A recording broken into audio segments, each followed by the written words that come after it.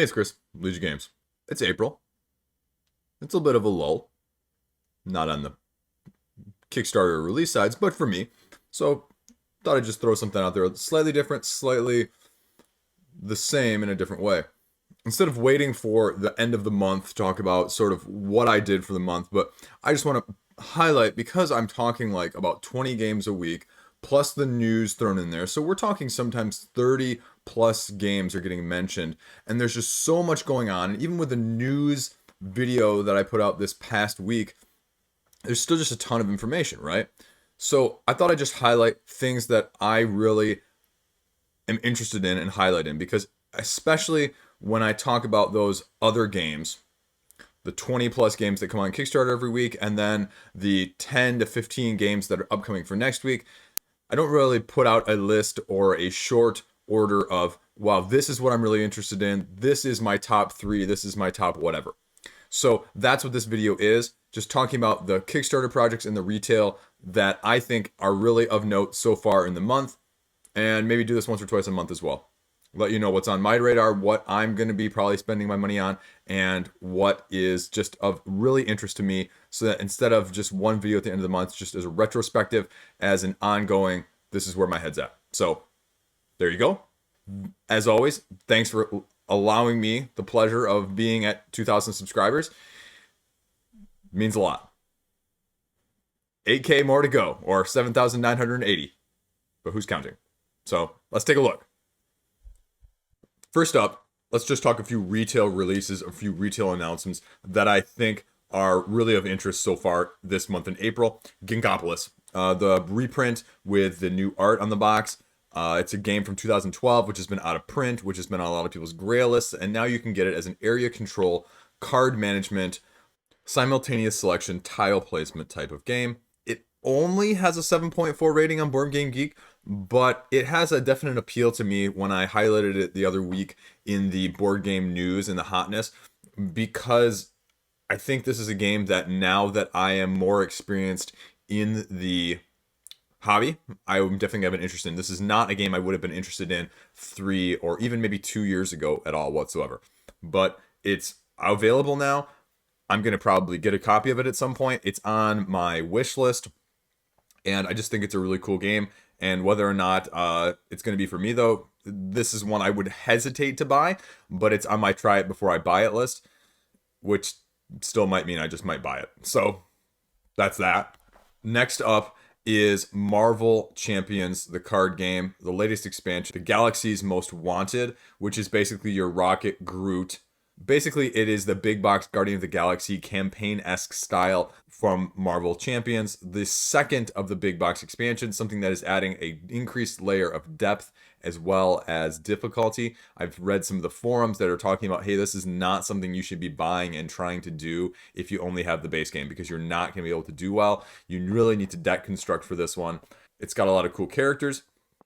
It's got some fresh concepts, and alongside of this, all the rest of the Guardians of the Galaxies are getting their own individual character packs. It's really showing us in more of an eye-opening way of what this game is going to evolve into, a la Arkham Horror LCG, Lord of the Rings LCG, and the potential there. So I'm really excited from that side of things. It's on my short wish list. This, along with Ginkgopolis, are in my basket right now, in my cart on Game Nerds. So I'm kind of serious about that. Last up, on my retail side of things right now that I've really got my eye on is Summoner Wars. And this isn't the regular Summoner Wars. This is Summoner Wars 2.0 from Plaid Hat Games. A few people are starting to get copies and trickle out. The pre-orders available. I think the release date is like May, sometime in May. And they've got a subscription service already and whatever. And people are talking about adopting it with the 2.0 rules versus the 1.0 rules. And some people are really liking the art. Some people really don't. But it is a game that I'm hoping eventually to get into, and starting over the 2.0 version is really interesting to me. I mean, it's a tactical dueling game with cards on a table, moving them around like units. My only problem is there is some deck construction and the ability to deck construct with this. As you've heard me say previously, even with Marvel Champions, that is my big weakness, because I do not like the time and I do not have the effort, and I don't have the partner in order to put deck construction things together. And so if I'm going to do it, it's almost going to be me like looking up and saying, okay, what's the best deck construction? But half the fun with deck construction is doing it yourself anyway at the first time. So I'm not really sure if this is going to be a great fit, but at least in my head it is. So that is a third game that is super high on my retail list right now in the month of April. The other one you heard me talk about on the Monday morning quarterback hotness this week is the Siege of Runedar from Nizia. It's a cooperative dwarf fighting off from a fortress where you just discovered a bunch of gold, a bunch of evil orcs and trolls and whoever else from stealing it and sieging you stuck in this fortress trying to escape as sort of a cooperative, increasing your ability to fight off these guys in terms of a sort of a tower defense style sort of thing. I mean, it's firing on all cylinders with those keywords for me right now. I believe the release date is something like October. It's retail, so it's not Kickstarter. They made that very clear, but there's not really a whole lot of information. I'm imagining, probably in September, people are going to start getting preview copies and we'll see some more details, but I wouldn't be surprised if it leaks out more over the next couple months too, just to, keep it on the hotness, right? Another one that has been on my wish list for a little bit of time now is Glow. It is a French import. Lueur is the French word for it, from Bombix, and it is being imported, and I think a publisher is getting it stateside, North America side here now, and it's starting to show up in pre-order in a couple of websites, a couple of the bigger websites. I don't think too much in America right now, but I think a couple of the Canadian sites have got it for pre-order, and I think that's actually where I pre-ordered it from right now. Set collection, card drafting, rolling, push your luck sort of dice game. That is just a completely different concept with this board as you're trying to go across and score points. And I can't give a very succinct description of it, but just with this black and white scheme and the color aspect of it playing into the mechanisms, it's of huge interest to me.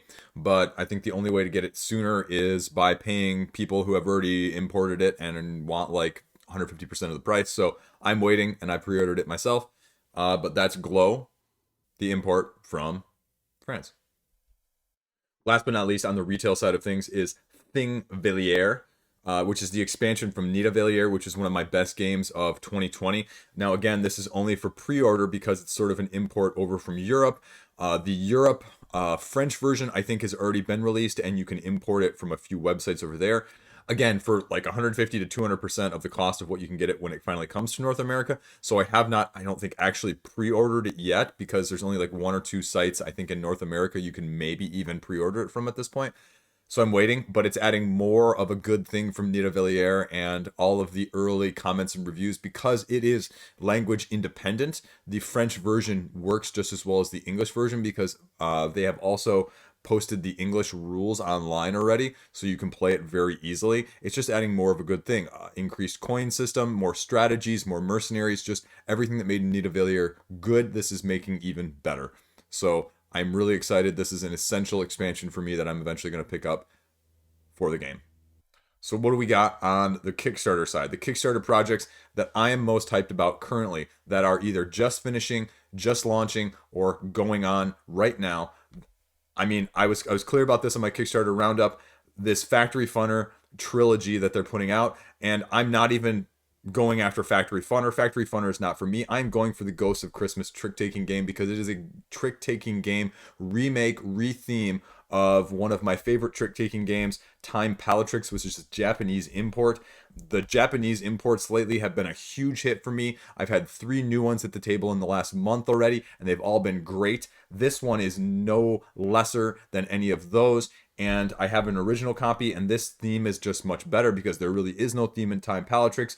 You can play tricks out of order, so you play on the first trick, the second person plays on the second trick, the third person can play on the third trick of the round, and it works. And it's a fun game. It's relatively straightforward. It's a great price. It's a quarter of a price what you probably pay if you tried to import it or buy it off of someone else's the original. So I'm all in for it right now, and I really like it. Obviously, the next one up, Mythic Battles Pantheon, Mythic Battles Ragnarok, the re-theme of Pantheon in the first place. It's getting its own Norse mythology here. They are just revealing stretch goal after stretch goal, about 1 to 2 per day right now. I think it's slowing it down a little bit. It's only at 5 days left, and it's definitely not even going to be where Pantheon was. And so I'm not sure if that's a good thing, if that's a bad thing. I don't really know what to make of it at this point, but the core pledge is an absolute steal at $119, which is a really weird thing to say, but the value you're going to get is immense there, and you're going to get that either way if it's Pantheon or Ragnarok. The extras are where you're really going to get less value for your money, but they also have some of the more interesting characters in Pantheon, as well as a few of the more interesting Titans, even though Titans aren't widely used in the community setting. That is where a lot of the interest is.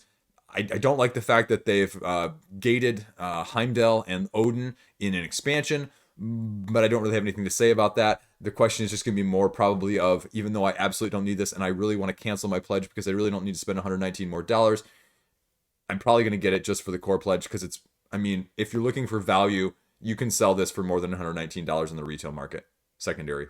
No questions asked. So I don't think you're going to have to worry about it from that side of things either. But that's why I'm more hyped about it than anything else, because I think it's going to be a great product. There's no really any doubt about whether or not it's going to be good.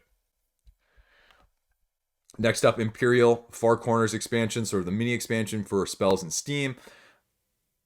It's expensive. I'm really liking the product. I really kind of want a copy of the game to be able to play and to know whether or not it's for me. But this is the essential try before I buy game, because I'm not a big fan of trains. I'm not a big fan of route building in general. I just don't know if I can justify the price, because especially even just the base game with the mini expansion is going to be, you know, what, it's $80 essentially. For what the deluxeifications are with this game, I have absolutely no interest in them whatsoever. So I would definitely be only getting the gameplay. But even then, I mean, you're talking well over $100. I think, what is it here? So there you go. It is $119. It's the same as Mythic Battles, and that's a ton of money to spend, especially when we have other large projects that I'm going to be spending money on this month. The other pledge that I'm not really sure I'm going to keep or not, I haven't really decided, but this is probably the closest thing I've seen to an actual MOBA, the video game style of things in the board game scene. This is when they compare what's got the most in common with the video side of things, what takes it in the most realistic translation to the tabletop scene. Battle for Biternia is really pretty much at the top or near the top of almost all those few lists that are actually out there. And a lot of people, I think, are probably put off by the pixel art and the fact that it's not miniatures, it's standees. But it's straightforward. It is significantly different than any of the other games that are out there. It is only a 2-player game, though, so I think that's also turning a lot of people off. It's got a lot of variety. You're getting a lot of heroes in the base game where you can customize your 5-player team, 5v5, and I think there's a lot of tactical nature as well as a strategic nature. The problem is it's also a little bit expensive for what it is, especially given that it's standees. So everything right now is $74, which, you know, comparatively when you talk about the other pledges, it isn't as much, clearly, but it's also a lot for actually what you're getting, because you're kind of getting what you see here in the picture. I mean, you're getting a little more, but you get my drift. So this includes the expansion for Pixelvania, which is basically the horror-themed Castlevania-esque, horrified-esque monsters and that sort of thing. So I don't know if I'm going to keep it. It's got 9 days to go at this point, but I'm looking at it highly, and I'm going to probably decide in the last day or two whether or not I keep it versus not. So anyway, I really like it, though. And I think it's doing something unique, so check it out. Another one that I'm just going to mention. Now, I'm not backing this, but I really like the idea of Solani. And if you heard my videos when I talked about the upcomings as well as the launched ones when I mentioned Solani, I think it's I really like the use of the myths of star creation in these games, and I really like the look of this. I really like the components of this, and I really like the abstract nature of it, because I think it would be very appealing to me. But just with Battle of the Biternia, I think this one is even more so way too expensive for me for what it is, especially on Kickstarter. And they go through the stretch goals here, and there is a lights module, which is exclusive, and there's a shooting star module, which is exclusive. All of these other things so far that are unlocked are not exclusive. And I hate seeing, you know, I see it with other games, and people criticize all of the other big companies for doing this. And so, you know, you're either a fan of Kickstarter exclusives or you're not. And I typically am, and so I guess I'm going to miss out on these potentially, because I don't really want to pay $50 plus the $10, actually no, I think it was $15 for shipping of this game, so $65 for an abstract, even if it has 2 light modules. I'm just not sure that I can afford that, especially with all the other stuff going up. So if I have to decide right now, it's probably getting the shaft on that end of things, but it's probably one of the more unique, more creative, abstract games that I've seen recently, and I will definitely be checking it out at retail, but I thought it's worth mentioning just from that side of things. So, Canvas is just launched, and they have their new expansion where you can get basically everything from the base game, including all the deluxifications, at this Kickstarter price. Now, if you missed my review, go check it out on the channel, and it talks a little bit about what my hopes are for Reflections, is because it gives you probably a little bit more mitigation, but it also is going to lead to probably some increased analysis paralysis. That side of things, with not having as much control over what you can get, as well as having a little bit of a chaotic mess when sometimes it comes to fitting them together in your hand. I mean, that's partially the pleasure of the puzzle, but also it can make it difficult for some people. But I think it's definitely a thing worth looking at this point, because I'm definitely going to be interested in it, just because, like I mentioned, it allows for a little bit more control than necessarily the base game gives you by itself. And I really think the reversible side of things, as nice as that is, again, I think it's a double-sided sword, excuse the turn of phrase, but I think that's appropriate because it's going to allow you more options and more ability to mitigate, but it's also going to lead to more AP potentially too. They add a whole nother ribbon class, the golden ribbon. I think the price point is about right. Price point is only $25 plus shipping, so that's not bad at all. If it hits some stretch goals and they're halfway decent here, I think it's worth looking at. I'm going to be torn by this one because I like this game. I'm just not sure I am totally in love with it. It's definitely staying in my collection right now, but do I need more of it is the question. And I like what it is, and I just worry that it's going to lead to too much analysis paralysis with my group of players. But I think it's a beautiful concept. The art is fantastic, and the gameplay is there to back it up. As I said in the video, I wasn't sure the first time around. Having played it now, it definitely holds its own. Another one here that I think is worth the attention that I emphasize, but I cannot emphasize enough. I think Rise of the Gnomes gives me sort of a vibe of Spirit Island, as it's sort of one of these games that I feel like is going to fly under the radar, and then it's going to all of a sudden pop onto people's radar once it hits the retail or delivery side of things. And just with the races, the difficulties, and the different ways that you can play sort of this area control style game that is just not typical. I mean, it's even got me as a non-worker placement type of person semi-interested in it. And I am definitely going to be watching this one till the very end. The biggest problem is, again, I think just like the other ones, I don't think this is a great price. I don't think I'm very happy with this price. And if this was like $50, I would probably be very interested in it, but you can see almost everyone is getting one of these two higher levels with all of the stuff, which is another $100. And that's, again, that's a lot of money, and you're getting a lot of stuff. But like I said, when I don't have an unlimited budget and I need to be careful on these things, getting a game that I'm just not completely sure or sold on versus when there's a lot of other stuff on Kickstarter that I am much more certain of, it's hard to justify that. And I just can't necessarily do that right now. And this is one that I would definitely love to try before I buy. And I've read the rules and I've looked at it, and it seems intuitive. It seems like it's really going to be a solid game. And so I think more people just need to check it out. I think it's, going to fly under a lot of people's radar. I'm so glad it's funded, and so that it can get made and we can see what it actually looks like in a retail side of things. But I just personally, for myself, I don't know. But I think a lot of you guys would probably be interested in something like this, and it's not as heavy as it looks. The rules are relatively intuitive when you start reading them, so check it out. That's why it's on my list. So there you go, folks. That is what I'm interested in so far in April. Those are the new and notables.